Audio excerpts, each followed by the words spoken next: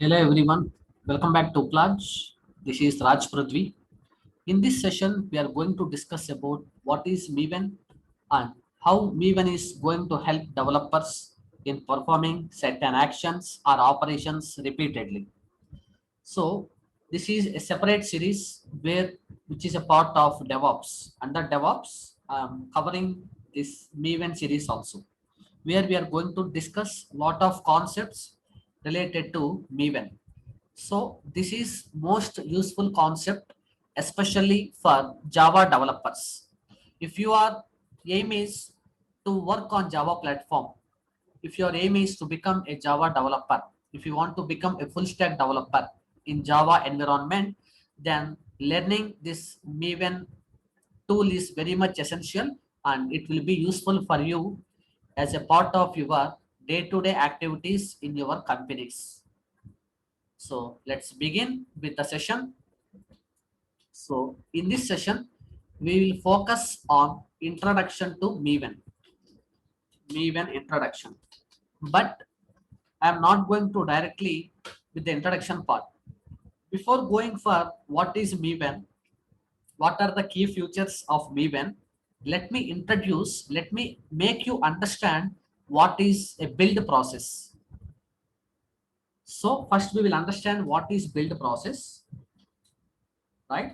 Next, we will focus on before Maven, how developers used to handle the build process, which tools they used, what are the drawbacks of those tools. Then you can understand, then you can identify the need of going for Maven. Of course, Gradle is also available. If necessary, we will also see Gradle at later point of time, but in this series, we will stick to Maven. Fine. So what is a build process? Whenever we are working in a team environment, whenever we are working in a project, so definitely we need to perform certain operations in the development phase till we release the project to the client, till we deploy the project. So like keeping resources ready, arranging resources in various folders. So whenever we consider any project, definitely lot of resources will be there and different types of folders will be there where each and every resource will be kept inside a dedicated folder in the project directory structure. Next, we'll be adding libraries to our class path. So as I said that this is completely I am discussing with respect to Java environment. So you people might be knowing what are libraries or what are jar files in Java environment. So they are actually dependencies in Maven. So libraries, example, I want my application to communicate with the backend database software called as MySQL database. For that, my application need one separate library so that it can interact with the backend database. Next compilation is required as it is. So this is also a very much mandatory thing, mandatory operation in project development in Java. We write code, we test the code, we compile the code, we execute the code. So this is the process. After compilation, execution. After execution, we can go for testing, execution or testing. Next, finally, what we will do? Packaging for release or deployment. So we will package the project in the form of jar file or var file or year file, ready for release, ready for deployment. This is continuously required in each and every project development and delivery process. Let me put all the points one by one so that it will be easy for you to go through my notes. So at the end of the session, I'm going to share these notes. Fine. Point number one, keeping resources ready. Keeping resources. What is a resource? Keeping resources ready. Then what is a resource? You might be having doubt. What is a resource? A file or program of an application is called as a resource. Let me put the definition. What is a resource? So technically we call it as a resource. Non-technically we call it as a file. Normal terminology is called as file, but technically we call it as a resource. What is a resource? A file or program of an application is called a resource. So whenever I say project, lot of resources will come into picture. They might be available in the form of .java file. They might be available in the form of .txt file or .xml, something like that. Even other files also. A file or program of an application is called a resource. Keeping resources ready. Next, arranging them in various folders. Arranging resources in various folders. Okay, lot of dedicated folders will be there. One folder especially meant to store .java files, separate folder especially to store text related classes, separate folder to store jar files or libraries, separate folder to maintain XML files like properties files, XML files, web.xml, etc. So arranging resources in various folders. Next, adding libraries, or we can also call them as what, jars. Adding libraries or jars to class path. Otherwise our .java files, our compilers can't recognize that libraries or jar files which are used in our project or application. Next, compilation. Without compilation it's not possible to go for .class file. Without compilation, next step we cannot go for execution. Next, testing. So this testing will be done by programmer only. That is nothing but unit testing, which I already covered in this DevOps series. So testing done by programmer on their own piece of code is called unit testing. Definitely, we are going to test our application. Whatever the piece of code we write, definitely it's responsibility of a programmer or a developer to test that code. Without testing the code, we are not going to move to further stage. Testing is very much essential. Next, finally, packaging. So finally, packaging for release or deployment. Packaging for release or deployment is continuously required. Is continuously required in project development or project development and in delivery process. So these are not one-time operations. Don't think that these are one-time operations. They are continuously required. Sometimes until we get satisfactory results, testing will happen. Sometimes until we get satisfactory results, we need to change the code. Once we feel that the code is correct, once we feel that the code is executing perfectly in various environments and in various scenarios, final step, packaging the project for release or deployment is continuously required in project development and delivery process. So this is actually the things or operations involved in build process. So this is what generally we call it as the build process. So we can also call build as what is a build. This is actually the operations involved in build process. So whenever we say we just build the project, building the project is complete. What is that? Keeping our project ready for execution or release is called build process. Keeping our project ready for execution or release is called build process. Keeping our project ready for execution or release is called build process. Fine. This involves multiple complicated and repetitive operations. This involves multiple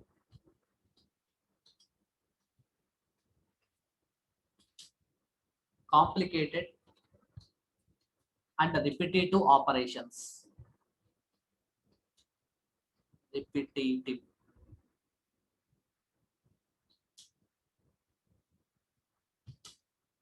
Okay, that's it. So these are the various points we need to remember. First, we need to understand what is build process and what operations involved in build process. These are the operations involved in build process. So let's consider one Java project, core Java project. Core Java project. So generally when we want to develop one core Java project, I want that project to integrate, to communicate with the backend database, to work with Log4j, to work with JUnit 5. Different libraries are required. First, what we need to do? First step, develop. Develop Java resources and other files. Develop Java resources and other files. Step number 2, keep them in different folders. Keep them in different folders. Of course, now IDE tools are doing that. Now Maven is doing, now Gradle is doing. Previously, we need to manually keep them in different folders. Some dedicated folders are there. I told you, right?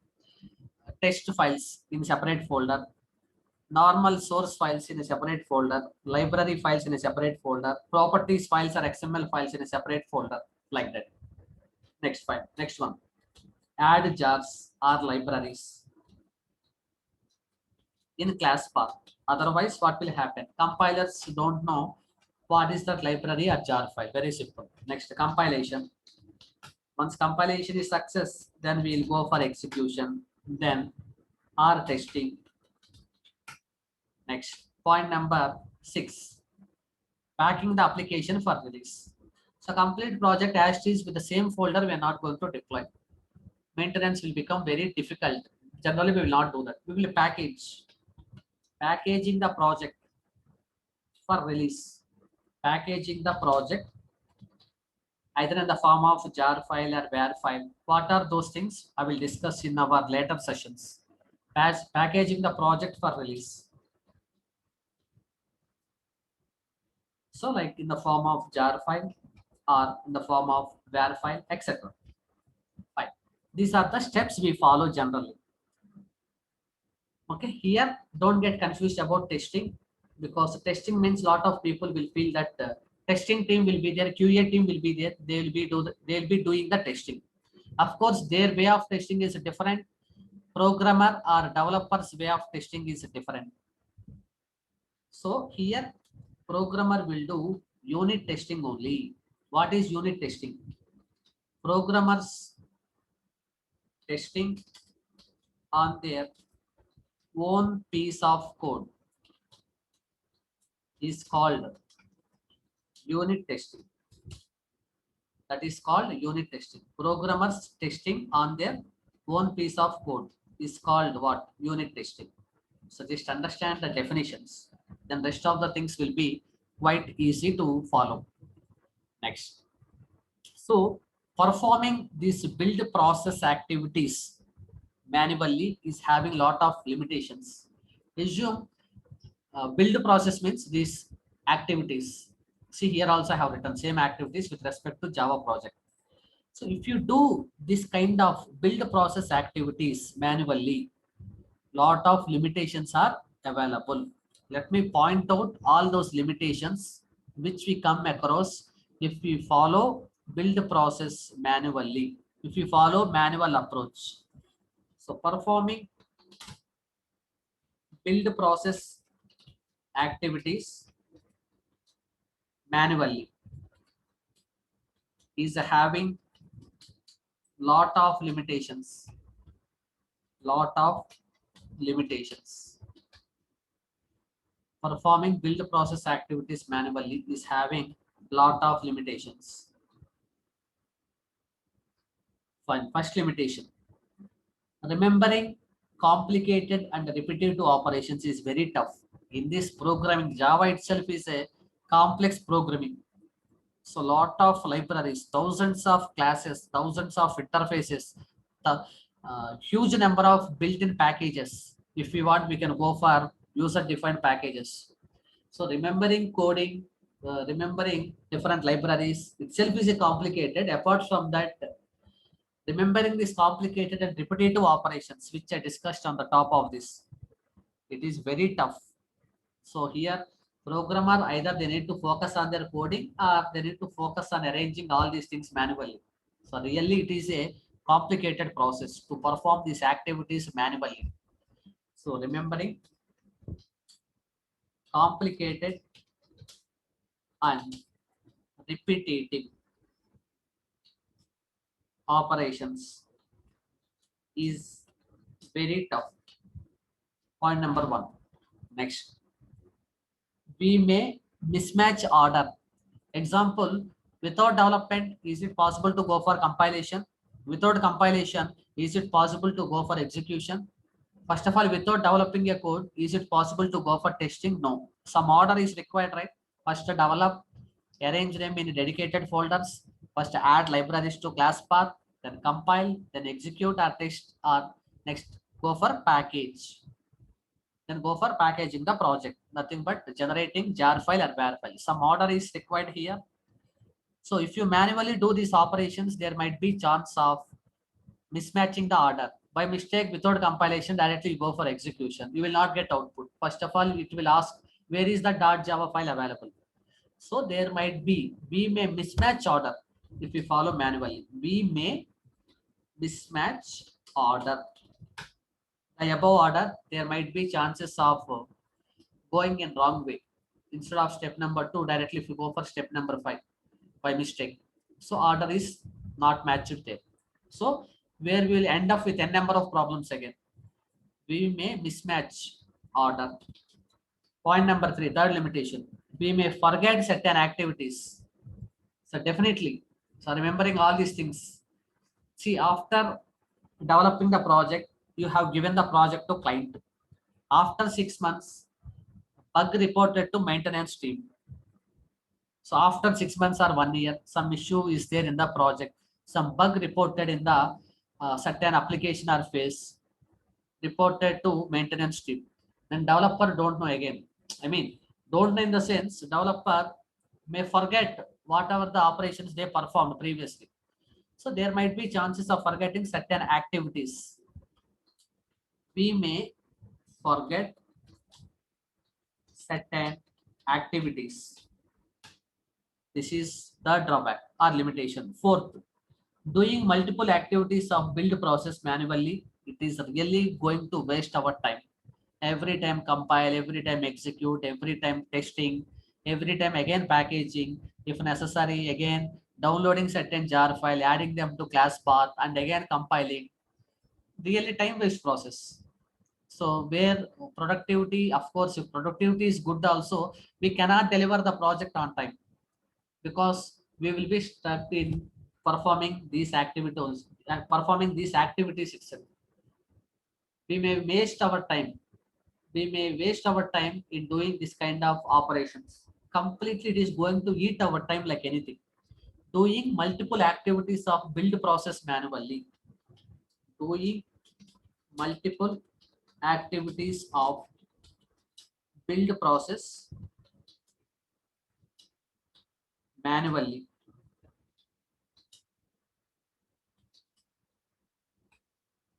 will waste our time and etc. Like this, a lot of limitations are there. I introduced main limitations which we generally face if we do this kind of operations, build process operations manually. So to automate the process activities, in order to automate build process activities, we can use lot of automation tools, or we can use different environments or different files where they will take care of this automating these build activities. One such very famous previously in the market, very basic thing, batch file. I hope everyone aware of what is a batch file. So first we will see what is a batch.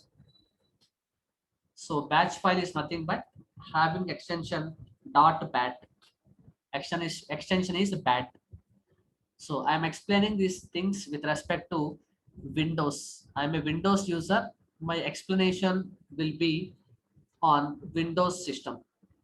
So in other OS, please refer your OS instructions and follow accordingly. So bat file. Batch is given to combine related commands into single command.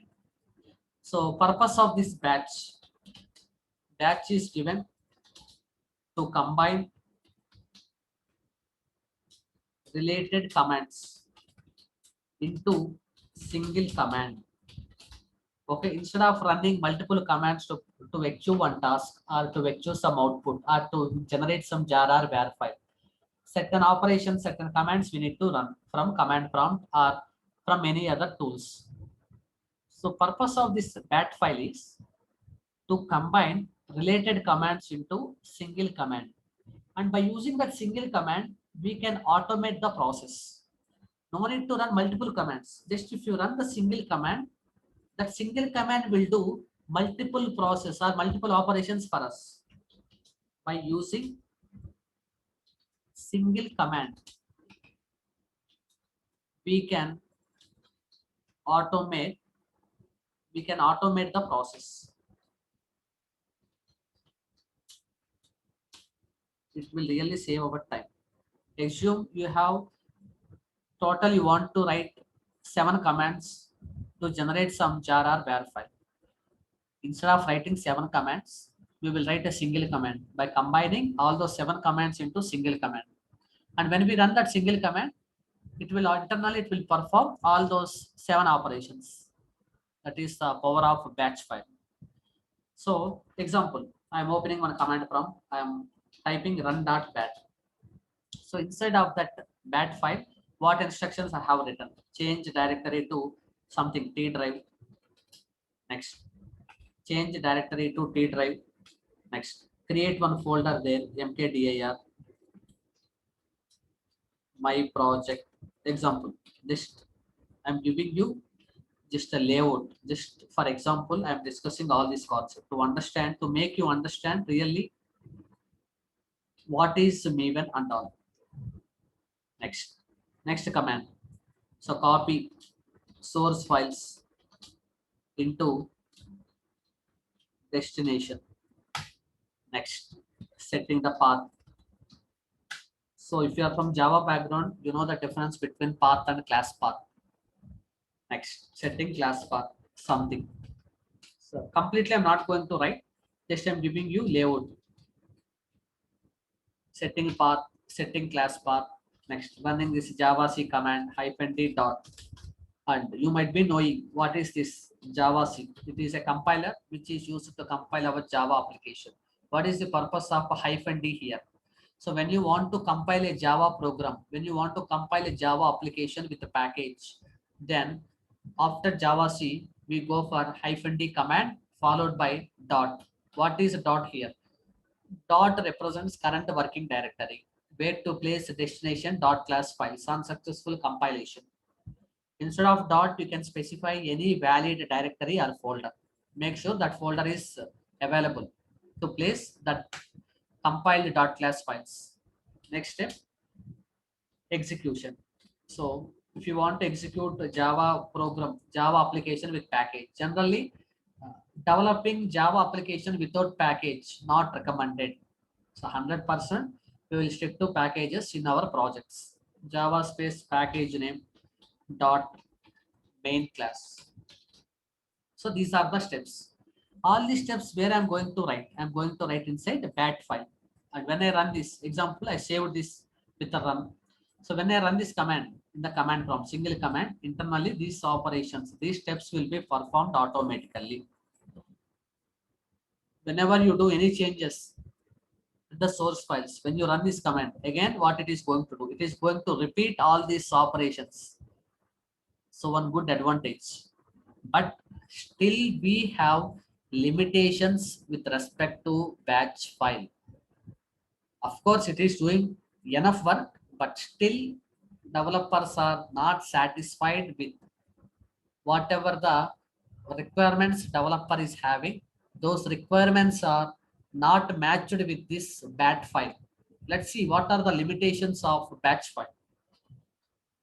Limitations of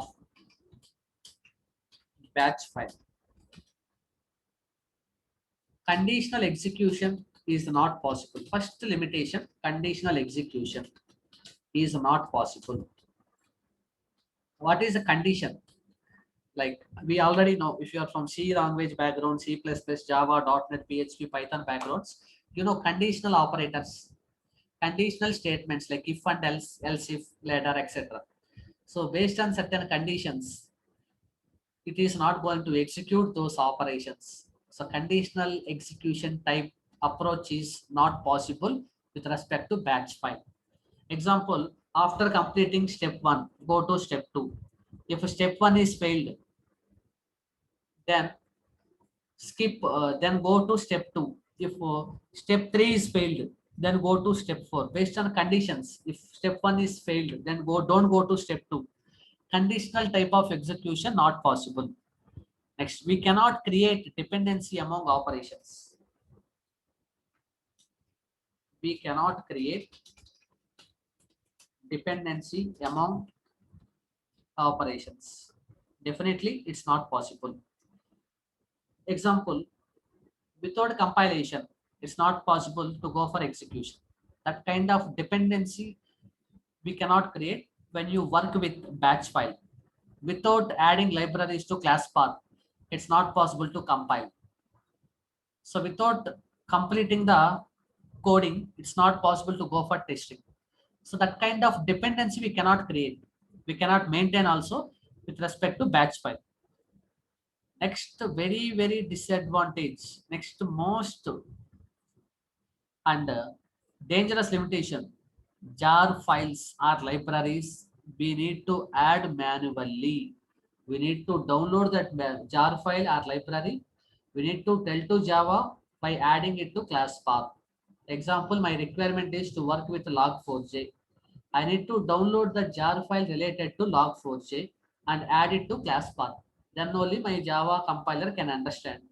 If I want to work with the JUnit file, I need to download that library from internet, keep them in a dedicated folder, copy that to class path. Then only our compilers can understand. Jar files must be added manually. Must be added manually. Next, if one command fails in batch file, next command will not execute. By mistake, one command is failed in step 1 itself, remaining all commands are not going to execute. If one command fails in batch file, then next command will not execute. Point number 4. It is not declarative. Next limitation, it is not declarative. What is the meaning of this? Actually, we can consider this bat file as a dummy. So don't know anything until you say. If you say go there, it will go. If you say stand up, it will stand up. If you say do this, it will do. Otherwise, it won't do anything. It will sit idle. It means it is not self-intelligent like Beaven or Gradle. We don't have that much power to go for self-intelligent approach. It is not self-intelligent. We need to tell each and everything what to do, then only it will do. By mistake, for one favor, for one thing also, it is not going to think before doing any operation. Blindly it will go. Whatever you say, it will do. If you say execute, it will execute, but it will not think before executing. I need to check for compilation. This kind of self-intelligent nature is not available in batch files. So it is not self-intelligent. Next, that means we need to tell everything what we want to do. Small things also we need to tell. Everything we need to tell. First compile, then please go to execution, then go for testing, then go for packaging. Everything we need to tell. Then only it can do. So it is not self-intelligent. These are the limitations.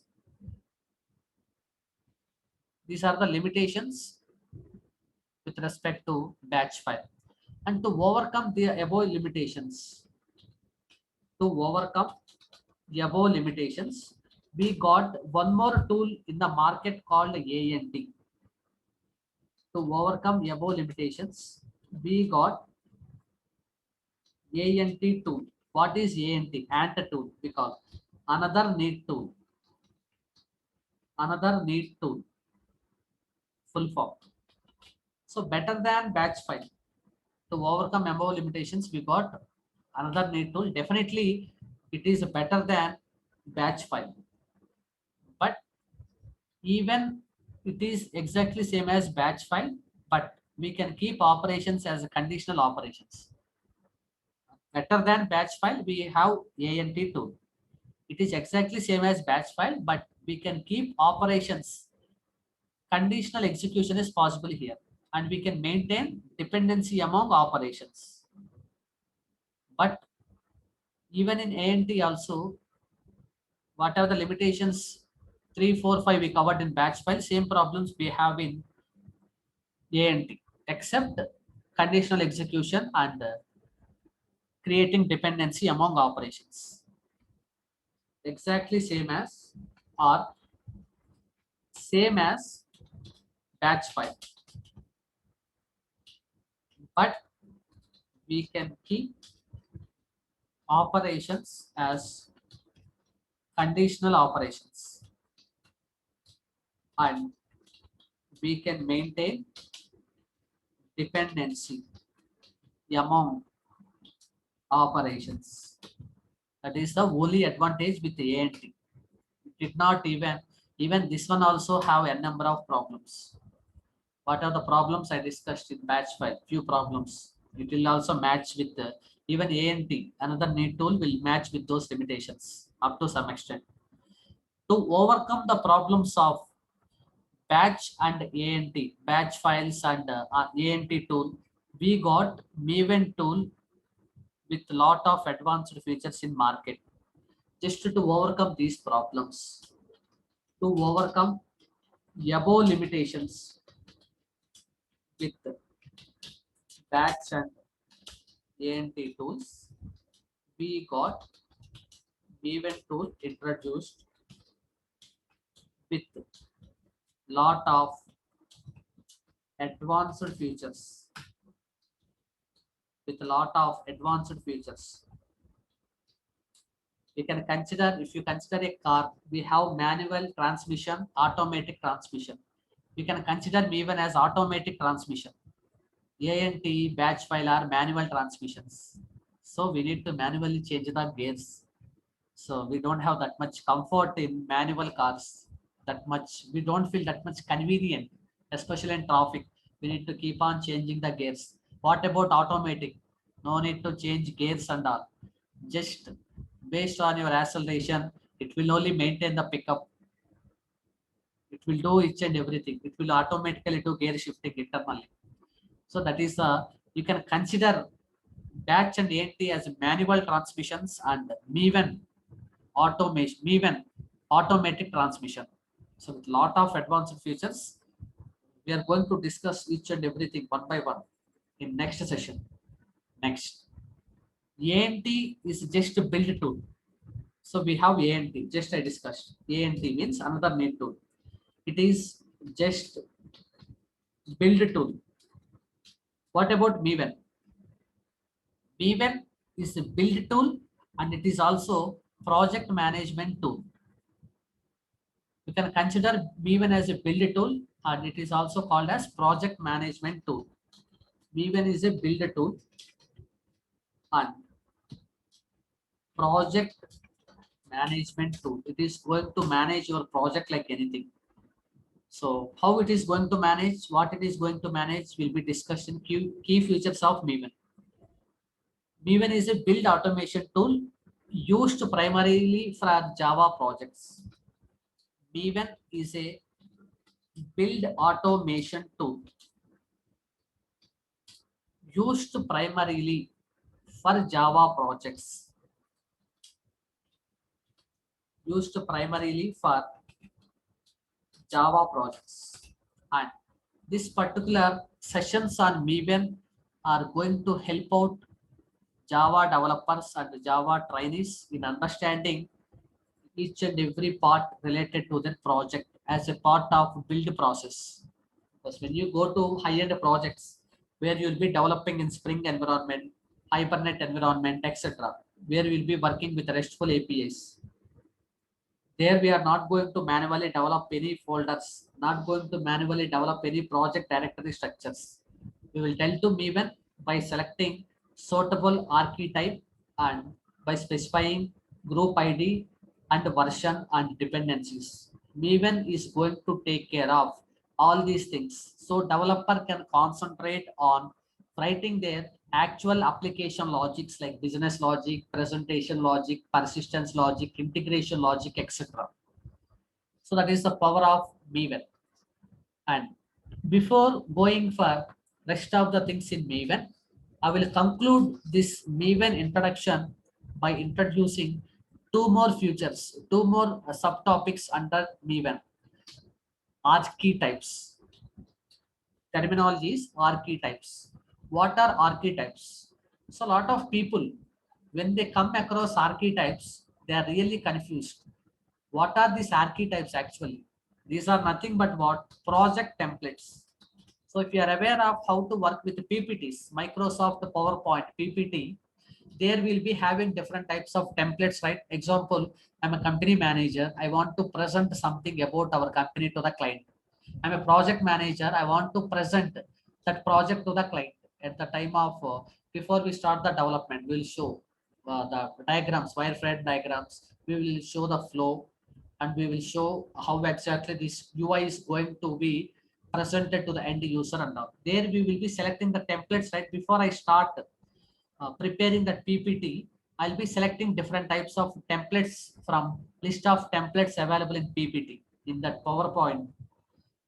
So similarly in Maven also we have archetypes available. Those are nothing but project templates. What type of project it is, whether it is standalone project, whether it is web application, web-based project. So two most popular archetypes are available. Archetypes are what? Templates to create projects. Archetypes are templates to create projects. They're just templates to create projects. Whenever I create a Maven project in our session, after completing these things, anyway, we'll go for practical things. Practically, I'm going to show you each and everything. Definitely, when I create any project in Maven environment, definitely I need to specify archetype. First point, we should definitely specify archetype. So here itself, I'm writing what are archetypes. They are templates to create projects. Two most popular archetypes I'm discussing. One is Maven archetype hyphen quick start. Don't do any spelling mistakes. This is a predefined archetype. Predefined archetype for creating standalone projects. Standalone projects. It is an archetype for creating standalone projects in Java environment. Second most famous archetype, Maven hyphen archetype hyphen web app. Maven archetype quick start, one archetype for standalone projects. Maven archetype hyphen web app for web applications. This is second archetype. Next. So that's about the archetypes.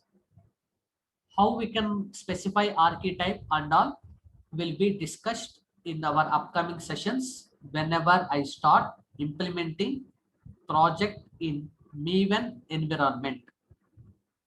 And now let me conclude this introduction part by introducing what are the key features of Maven. So key features of Maven, what Maven can do for us, how Maven is important to a Java developer. Key features of Maven. Point number one, Maven tries to avoid as much configuration as possible by choosing real world default values and supplying project templates archetypes. Mostly it will supply different types of archetypes which I discussed on the top of this. Especially these are very famous. Apart from this, lot of archetypes are available. I am not going to highlight all the things, but mostly these are very famous. So point number one, Maven tries to avoid as much configuration as possible. tries to avoid as much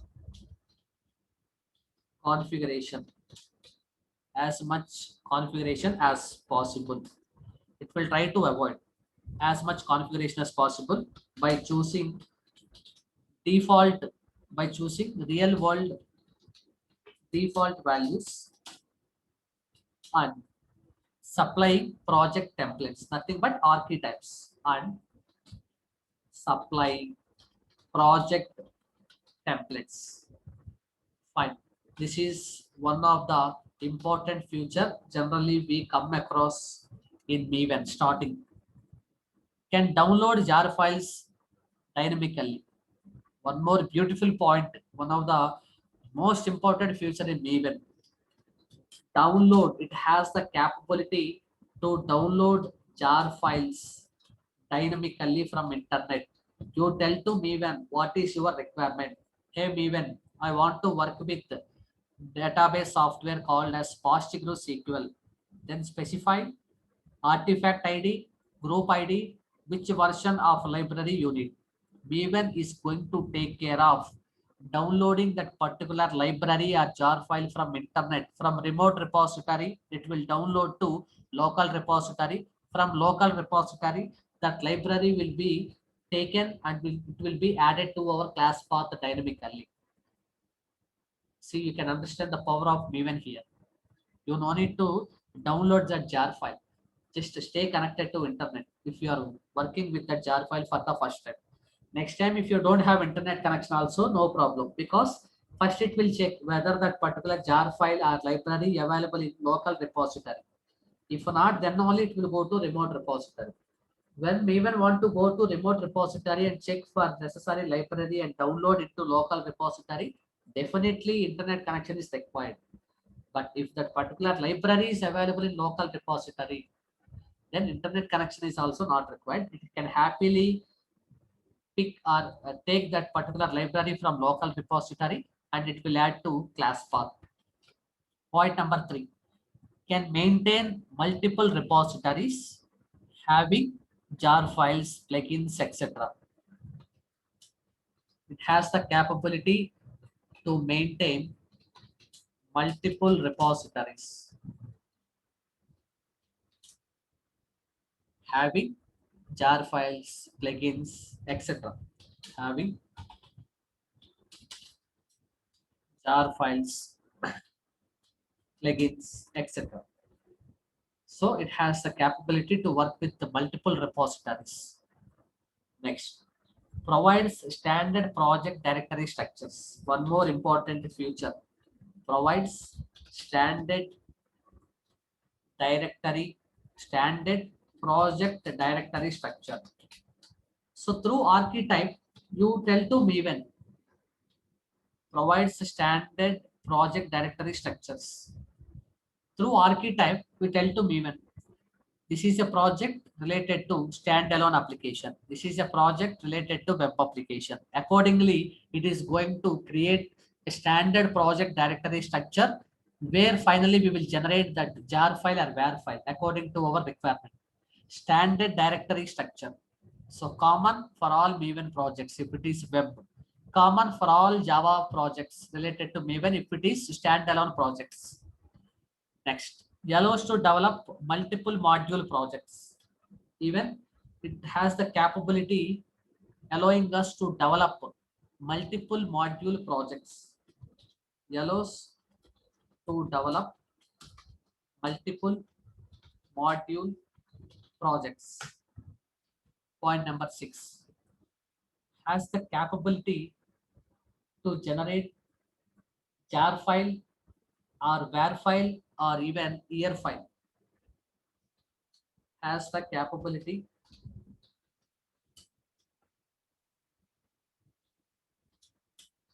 to generate var, jar or even year.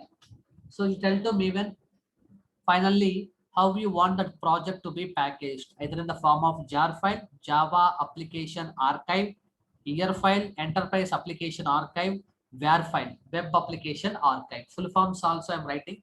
Later I will discuss how we can generate those things. Manually also I'll discuss. Even we'll discuss with respect to Maven, etc. Where means web application archive. Similarly, jar file means Java application archive, or even year file, enterprise application archive. Point number 7, it has the capability even to run unit test and can generate unit test reports automatically for the developer. Can run unit test. So what is unit testing, and how we can, where exactly we can place unit test files in our Maven project, already discussed as a part of JUnit series. You can go through those JUnit series about unit testing to get much clarity, and you can see practicals there. So can run unit tests and can generate test reports, and can generate test reports, unit test reports. What tests are passed, what tests are failed, why they failed. Separate reports we can see if you place certain plugins in Maven pom.xml file. There is one important file called as pom.xml, project object model.xml, full form. If you want to interact with the Maven, there is only one file available, pom.xml. I'm going to discuss in depth about this file in our upcoming sessions. If you know how to work with this pom.xml, if you know how to handle this pom.xml file efficiently, then complete your project build process will be done happily without any problem. So Maven can understand only this file first. Through this file only, you tell your requirement to Maven. Next, even Maven can generate project documentation. Can generate project documentation. Next, can clean and install the projects. Maven can clean and install projects in local server or local servers or remote servers. So cleaning means deleting existing .class files, etc. And that is the meaning of cleaning. Installing means generating new .class files, jar files, sorry, generating new .class files, etc. It has the capability to clean and install projects in local server or remote servers. Next, these are the various important key features related to Maven. I'm going to show you this Maven practically.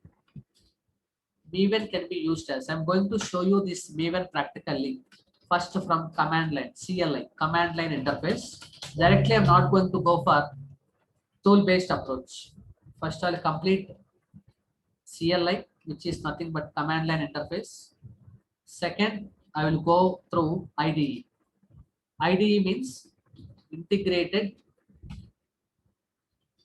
development environment. Integrated development environment like STS, Eclipse, very famous, My Eclipse, etc. Like this, NetBeans. Okay, IDEs means these things will come into picture. I will stick to STS. STS and Eclipse same, but mostly I prefer working with STS. So I'm going to demonstrate this Maven first from CLI, next from IDEs, so that you can become very much confident in both ways. Official website of Maven. Official Maven website, from where you can download Maven. That is maven.apache.org. Actually, it is one of the project from Apache. Apache people, they have Log4j also. Maven is also one of their project. So let's visit apache.maven.apache.org. Maven.apache.org. You can see welcome to Apache Maven. Apache Maven is a software project management and comprehension tool based on the concept of project object model, POM.xml. This is the only file Maven can understand first. If you want to download any dependency, if you want to configure any plugins, if you want to go and install a separate plugins, then you should first understand POM.xml file.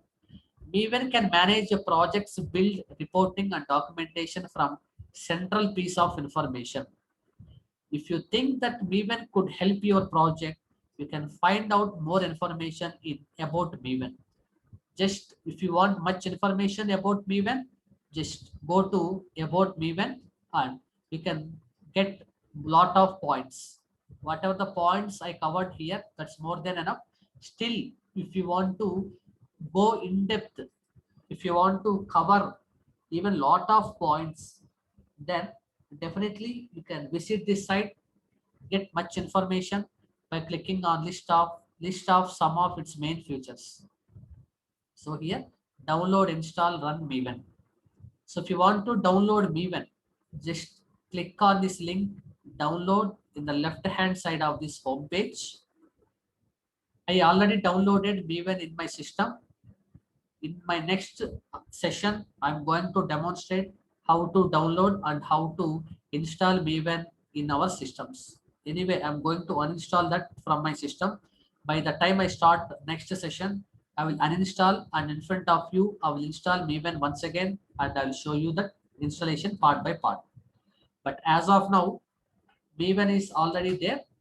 If you want to check the version of Maven installed, and if you want to check whether all things are configured perfectly related to Maven, just open a command prompt and type this command Maven space hyphen version.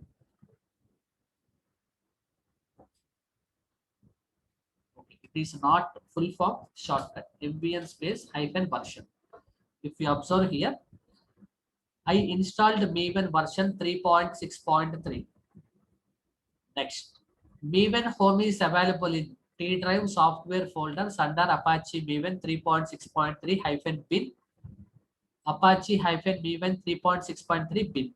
Inside of these folders, actually, Maven is available. And this Maven version is compatible right now in my system. I have Java version 1.8. Next, default locale and the Windows OS name, everything it is showing here related to my system. So that's about introduction to Maven. Thank you very much. Catch you in next session.